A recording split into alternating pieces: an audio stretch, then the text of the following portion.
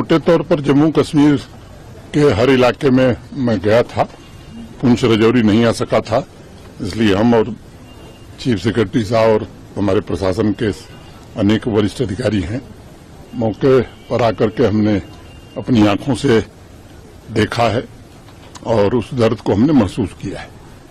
जैसा मैंने पहले भी कहा कि मौत का कोई मुआवजा नहीं होता है, लेकिन अधिकतम आर्थिक सहायता जिन्होंने अपने परिजन खोए हैं उनको जितनी दी जा सकती थी वो सबको दे दी गई है। जो घायल थे उनको भी अनुमन्य सहायता राशि प्रदान कर दी गई है।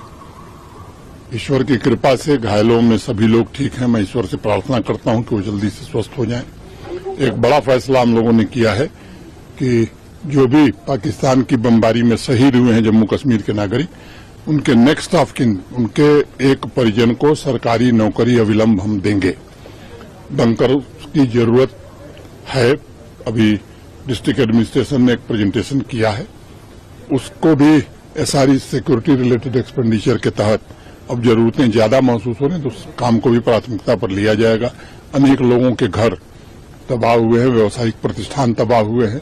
भारत सरकार की ओर से पूरा आश्वासन है ऐसे लोगों को रिहेबिलिटेट करने के लिए एक कॉम्प्रिहेंसिव प्लान जम्मू कश्मीर प्रशासन बनाएगा।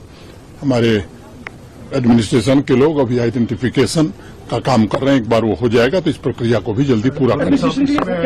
एडमिनिस्ट्रेशन ने बहुत अच्छा काम किया है सर। मुझे फक्र है अपने एडमिनिस्ट्रेशन पर।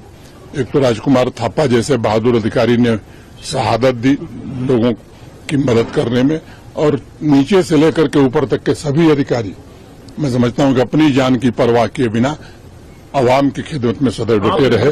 Head Jammu Kashmir as a governor पहले भी 2-3 जगह कहा कि जो ऑपरेशन सिंदूर हुआ, वाकया जो पाकिस्तान ने एक ब्रूटल एक्ट किया था हमारे पहलगाम में, हमारे इनोसेंट लोग 26 लोगों को शहीद किया, उसके बाद ये वाकया एक बाजानिब था हिंदुस्तान की आर्मी की तरफ से कि पाकिस्तान को सबक सिखाया जाए और सबक सिखा भी दिया गया। जैसा 22 अप्रैल की घटना के बाद ही जो बैसरन घाटी में पहलगाम में हुई थी, भारत के माननीय प्रधानमंत्री जी ने कहा था कि आतंकवादियों और उनके आकाओं को ऐसा सबक मिलेगा जैसा वो सपने में नहीं सोचे होंगे।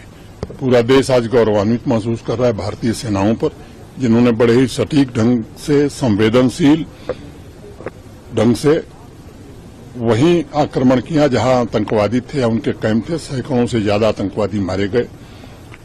हमने, भारत की सेना ने आतंकवादियों को निशाना बनाया था, पाकिस्तान ने उसे अपने ऊपर आक्रमण मान करके निर्दोष नागरिकों को, धार्मिक प्रतिष्ठानों को, चाहे वो गुरुद्वारा हो, मंदिर हो, मस्जिद हो, ताकि समाज में विभेद पैदा हो, इस घृणित स्तर पर वो उतर आया, हमारे मिलिट्री इंस्टॉलेशंस पर उतर आया। तब भारत की सेनाओं ने जो जवाब दिया, पाकिस्तान को ये बात समझ में आ गई कि पाकिस्तान का कोई ऐसा मिलिट्री स्टेब्लिशमेंट नहीं है जो भारतीय सेना के जद में नहीं है। फिर 3 दिन में ही वो घुटने पर आ गया, दुनिया भर में जाकर के रोना धोना शुरू किया कि भाई अब बचाइए। भारत कभी भी युद्ध का समर्थक नहीं रहा है। हमारा जो लक्ष्य था उस लक्ष्य को हमने प्राप्त किया है और मुझे लगता है कि पाकिस्तान को भी अभी याद होगा, क्योंकि अब की बार अगर उसने आतंकवादी हमला किया तो मुझे लगता है कि सबक इससे भी कड़ा और ज्यादा होगा।